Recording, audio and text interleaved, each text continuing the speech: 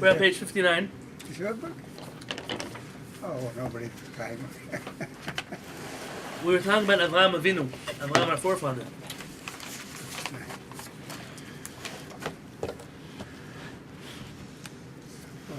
Ve'al tachshov, says Rabbeinu Avraham ben Arambam, and do not think ki nedivuto alav shalom, that Avraham Avinu's generosity of blessed memory, hayta b'matan ochen ve'achsania bilvad, that it was only in regards to giving food and a place to stay.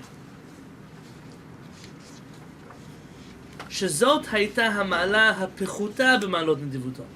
This was the least of his generous character trait. This was the least of his generosity. Mm-hmm.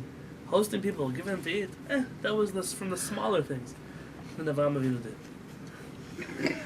Elada, rather you should know, ki nedivuto alav shalom, that his generosity, hayta gam b'chokhmato, it was also with his wisdom, vidato, and his religion, v'koach hashpa'ato, and his influence, u'mamono, and his money, his wealth.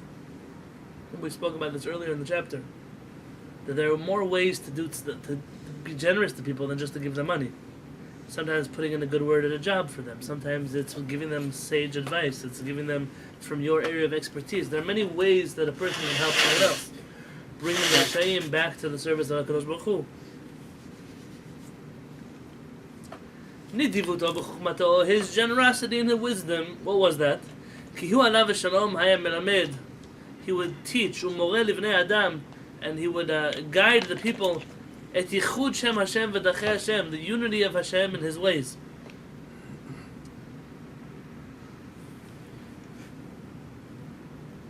Ulechach ramzu barei mesoret zal b'omram. This is what our rabbis of the Talmud said in Masechet Yoma.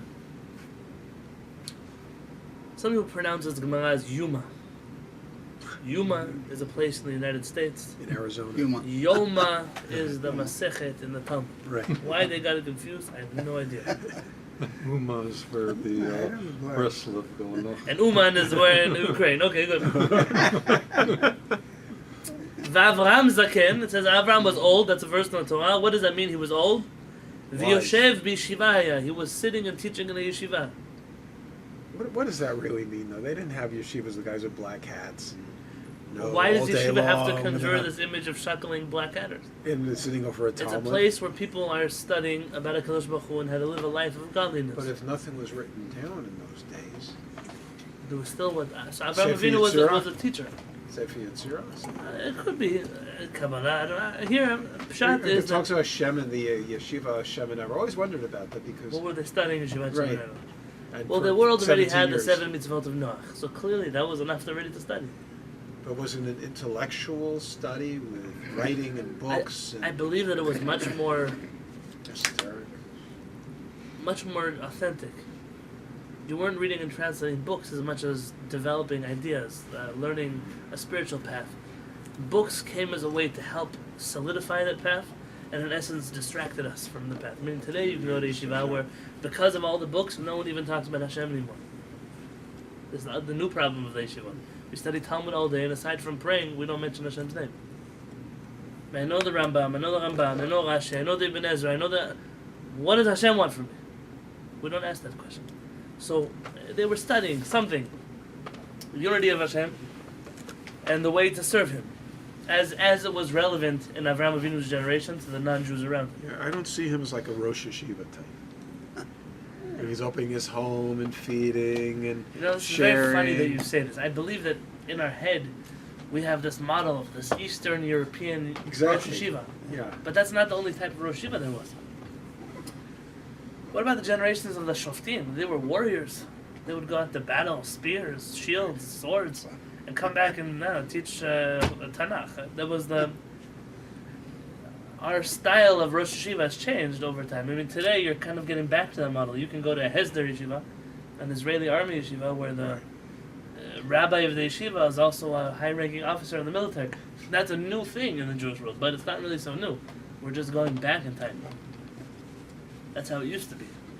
Now it scares us a little bit. We think of like religious military leaders. We think of terrorists. That's who comes up to our head. Because those are people who've perverted some kind of religion to do harm to other people. not those who are using their religion to give morality to an army or give spirituality to something that is very gruesome and morbid, and it's an evil that exists in the world, and unfortunately we sometimes have to involve ourselves in. But we'd much rather, some of the poskim say that we speak so highly of separation of church and state, but it's a separation of church and state that allowed so many medieval governments to murder people and burn people and massacre people and destroy families and cities, because they didn't have to be religious, they just had to be state. There was always a church, there was always a priest, there was always a pope, and he didn't get his hands dirty with the problem, meaning the government was evil and the church was supposed to be holy. And that model is very dangerous according to our tradition. I can't have an evil government that is supported by a righteous church.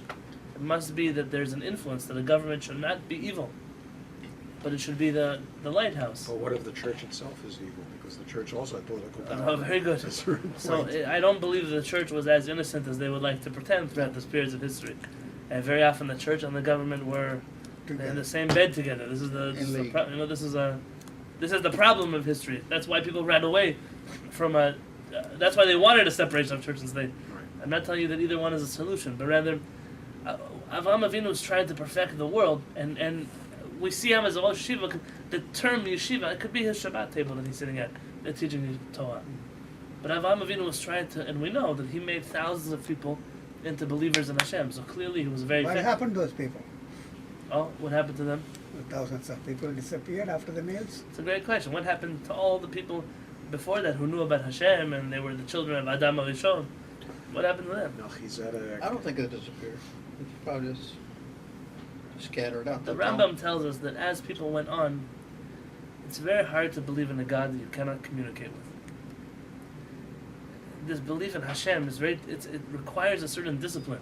I can't touch him, I can't pet him, I can't kiss him, I can't give him food in the morning like my idols.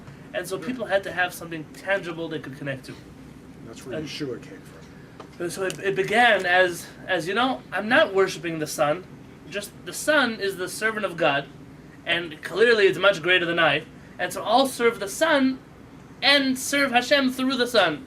And as generations went on, people kind of forgot that the reason they were serving the sun was in order to serve Hashem, and they ended up having their means become their ends. Right. And that is Avodah Zarah. That's the definition of Avodah Zarah. When the thing that you use to serve HaKadosh Baruch Hu becomes your only purpose. If studying Torah is your only thing that you do in your life, it's all about you and the Torah, not helping other people, not being a good husband, not taking care of your family, not becoming a tzaddik, not dealing honestly with people in business, then your Torah has now become your idol. Such a thing can happen. Rav You Kook believe used in to talk Mashiach. about that. Yeah, your belief in Mashiach. Everything is about bringing Mashiach. Not everything in the world is about bringing Mashiach. Relax. Mashiach will come. That person has to know. Some of it is to make this world a better place. Some of it is to make myself a better person. Some of it is to make HaKadosh Baruch Hu happy. Mashiach can't be our Avodah Zarah. It can't be our idol. Our attempts to bring Mashiach in the past have been disastrous. Shabbat Tzvi and Yeah, we've had some hard what happened times. with the Hasmoneim. Somehow real, somehow fake. All those things are fake. But it seems whenever we've had time to hasten it, it's like historically we've had real suffering. Most of them fake. ושמחו מסורת זו על פסוק, כמו שאומרים, קרא אסמכתא בעלמא. This is a very important teaching. I'll just say, the verse that they learned this from, ואמרו בה אסמכתא זו שנאמר ואברהם זקן. It says Avram was elderly. What does elderly mean? Elderly means he was teaching Torah. That's not what it means. Is that how you would translate elderly? No. I believe when people study Gemara, the first thing that hits them is, man, these rabbis know how to twist words. They know how to pervert teachings and force their own interpretations. And you read the Gemara, you get very frustrated with the rabbis in the Gemara. Think about that. You read in Tefillah. Al tikra banayich ela banayich. Don't read this, read that. Don't read that. What are you? It says that. Why should I read it that way? Yeah, that's it. Halichot and halachot. So all of a sudden that verse means that I'm going to go to Olam Haba. What are you saying? The Ramchal says people make a tragic mistake when they read the Gemara. And this causes many people, you should know, to take the teachings of the Gemara very lightly, as if they're like child play. The Ramchal, Rabbi Moshe Chaim Luzzatto, he explains that when our rabbis were given the Torah by Moshe Rabbeinu and his students, Moshe Rabbeinu received on Mount Sinai a written Torah, like we have in Aron Kodesh. and with it another Torah called the Oral Torah, which explains this Torah, but has many other ideas in it that are not necessarily in this Torah. And our rabbis were commanded to try to link the two of them as often as possible, to show that they're not orphaned from each other, that they're not divorced from each other, they're connected to each other, even if it's not overtly, but under covers they're connected to each other. And the Ramchal says that's why you'll see the rabbis, they'll tell you, we know that anybody who studies halakha every day will have a portion of the world to come. That's something we heard from Moshe Rabbeinu on Mount Sinai. Where does it say that? I'm not proving to you that verse, Al tikei halichot el halachot, that's not a proof source. That's not, you can't. If that was true, then every verse I would want to twist around words. I can make it mean whatever I want. I'm not using that as a proof. I'm using that as a remes, as an illusion. It's if you wanted to see where this might come from, if you played around with this word, it's like a cute Dvar Torah. Our rabbis were saying these things just to link the Torah, the oral Torah and the written Torah, not to actually tell you that that's where they learned it from. If that's all they learned, if they learned out this whole concept from twisting around a word in the Torah, how could we ever believe it? That Sephardic rabbi, I'm forgetting his name, who has the column, not Toledano, Cardoza. Cardoza, yeah. He says sometimes we have to challenge the Torah between the lines when it talks, for example, about, homosexuality is punishable with death. It doesn't mean, we have to challenge it. We're not going to go out and kill the gays. We're not going to, give the death penalty for this or go wipe out this people like that. It's like we have to almost challenge it in a way. Yeah, but I don't understand, right? Wipe out or not to do anything, what you're going to Well, it do? depends on the situation, but when the time the Torah was given, there was a war going on to get the land of Israel. But I mean, suffice it to I say mean, that in almost general, like- even without this teaching, which has value, even without this teaching, the Torah does not warrant at any point going to massacre anybody who's liable for the death penalty. I mean, there are times where it says that a person is liable for the death penalty and we don't kill him. What does that mean? For example, Goy Shabbat, a non-Jew who observes Shabbat. Chayav b'nafsho, it says. The person is death, should be put to death. Eino neherag, but we don't kill him. What does that mean? Either he should be put to death or he shouldn't. What are you saying this? Our rabbis understand.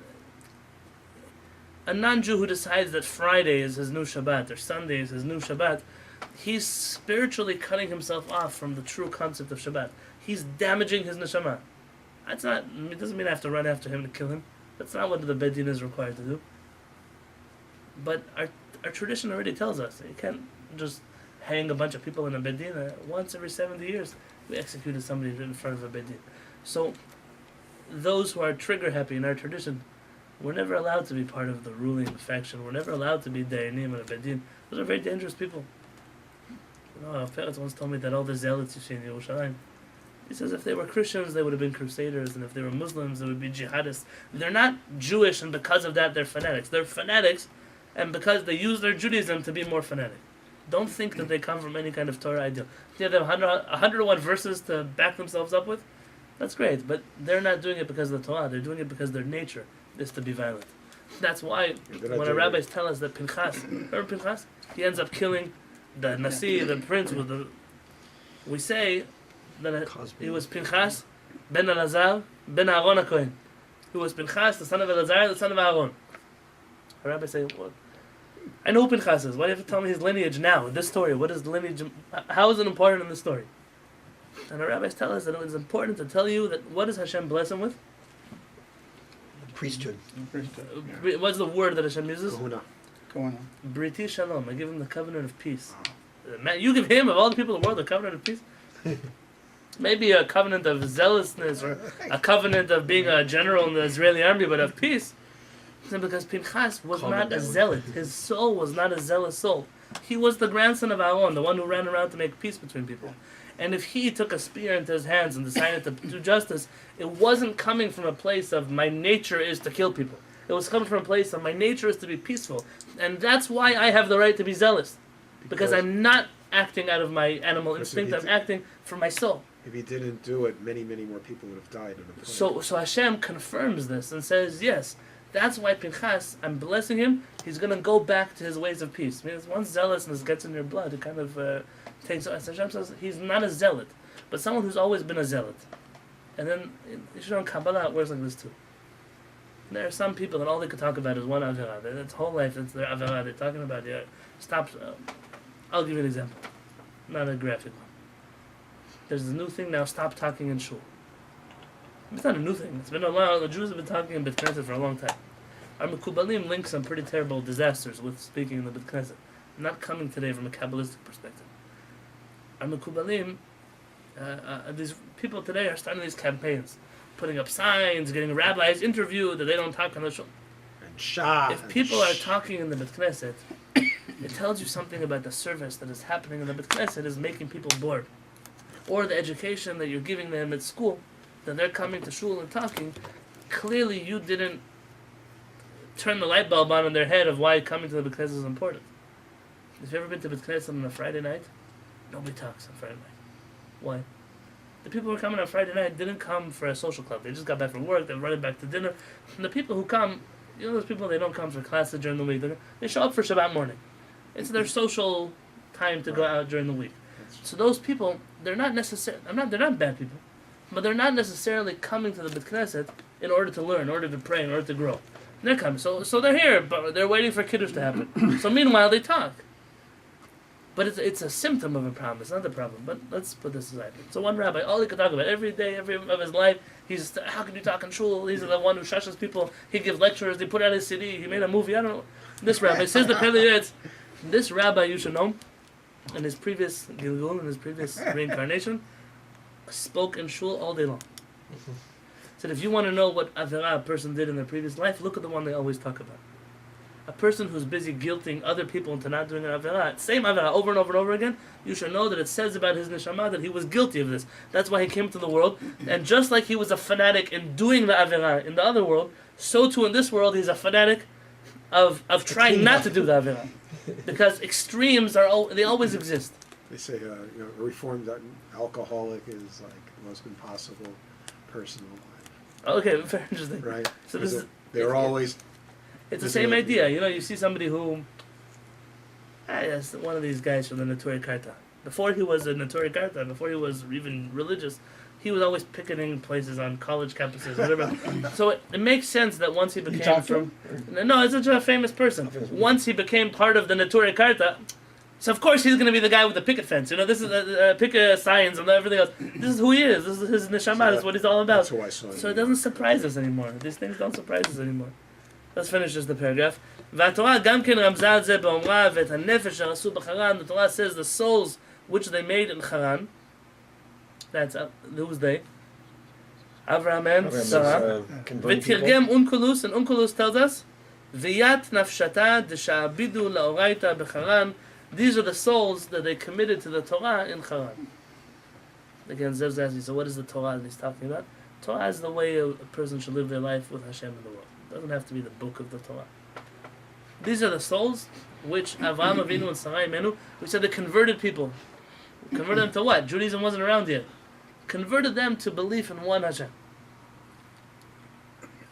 וזהו אחד הדברים המתחברים מתוך מאמרו תורה. This is what Hashem means when he says, כי דעתיו למען אשר יצווה, for I know that he instructs his children in his house, meaning his children he taught to be holy people, and also every person who came to his house. Avraham Avinu was not just generous with his money or with his food or with his home, he was also generous with the knowledge, with the wisdom of Hashem, that he was constantly trying to teach people. As it says, he was generous with his religion. He would call out in Hashem's name, publicizing Hashem's name. At every place where he camped, he would build an altar and sacrifice to Hashem. He would say, proclaim the name of Hashem, Master of the world. Page 60, in order so he could illuminate the eyes of humanity. He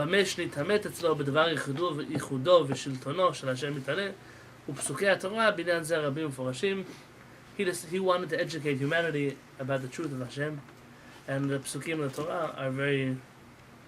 you can see all of these things in the psukim in the Torah. But on Hashem, next week we're going to talk about his other kinds of influences, his other kinds of generosity. But for right now, we should know that that from Avraham Avinu we learned that the Torah is not to be kept just for Jews. And there are parts of the Torah, not all of the Torah. So some parts of the Torah are not relevant to non-Jews. Just they don't add any spiritual benefit to them. But much of the Torah, as it says in the Gemara, when the Torah was given on Mount Sinai, 70 sparks were broken off the chips of the stones and went to the 70 different nations in the world. There is a relevant part of the Torah to every person, every human in the world. And as Jews, in our galut, in our exile, we've been forced to only teach Torah to Jews. It's time. We're free now. We come from a different place now. And there is a whole world out there. They're not Christians anymore. They're not Muslims anymore. They're not even atheists anymore. They're just pirate. They're like, come and get me. And our job is to teach, not tell you to be a missionary, to teach the relevant parts of Torah to the world that they need to know to perfect this planet, so we can come out to those days which we've always been praying for, which are the days of the Geulah. It's almost like we're coming out of the Midbar, where the generation of slavery in Mitzrayim had to die out In order before for a us, new generation could go out. And it's very it's true. and it's like we're coming out of the Holocaust, or thousands of years of not having a country, and now we have Israel, and the generation is just starting to appear, I think. Sure. You should know there's a generation of Israeli Jews. I'm not talking about your secular Israeli Jews. Israeli Jews that grew up religious, that have never in their life experienced living in a country that wasn't Jewish. We live in their same generation, but we don't have the same experience. They grew up that there are no Christmas lights everywhere they go. There is no Santa Claus. There's no scary people in costumes on Halloween. They've never seen these things in their life. They grew up. This time, Chanukah is on the buses. It's all about Chanukah. You go to the store, they're selling you sufganiyot. Purim time, everyone's running around in costumes of Mordechai and stuff. We have a whole generation that has been born in Kedusha and holiness. It's a very special thing. That's true, and that hasn't happened in over 2,000 We haven't years. had such a thing in over 2,000 years. Even in our ghettos that we lived in all the countries, it was always under the Cossacks or under the Muslims or under whoever we were under.